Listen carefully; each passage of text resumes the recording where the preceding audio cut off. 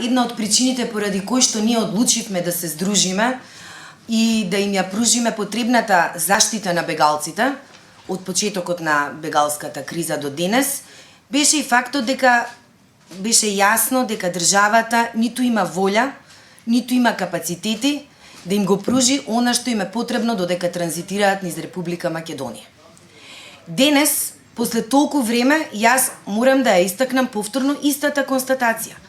Видливоста на државата и нејзините представници се уште е минимална. Единствено што можам да кажам е дека ние остваруваме добра соработка со канцеларијата на Центарот за управување со кризи во Гевгелија, кој што ни овозможија да имаме пристап на терен без никаков проблем. Меѓутоа, останува фактот дека и покрај тоа што секојдневно на терен има непридружувани малолетници, бремени жени, возрастни луѓе, болни луѓе, се уште ниту има мобилни медицински екипи, ниту има представници од Министерството за труд и социјална политика, односно од центрите за социјална работа. Од тие причини, ние, освен што даваме бесплатна правна помош, го следиме однесувањето на полицијата. Вие знаете дека имаше неколку сериозни инциденти со примена на физичка сила врз бегалците. Ние воедно обезбедуваме и социјална заштита, значи има и социјални работници на терен. Исто така оценивме дека ни е неопходно да имаме и координација и соработка и со представници на грчки невладини организации, од кои што добиваме информации секојдневно за приливот на бегалците, за да можеме да бидеме спремни и да им го пружиме тоа што е потребно.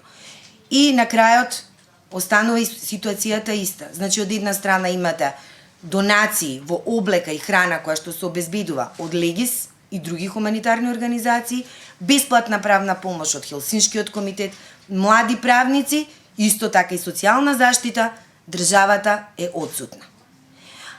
Тоа е загрижувачки факт, бидејќи оваа бегалска криза нема да престане сега. Ние ќе се соочуваме со уште поголеми проблеми.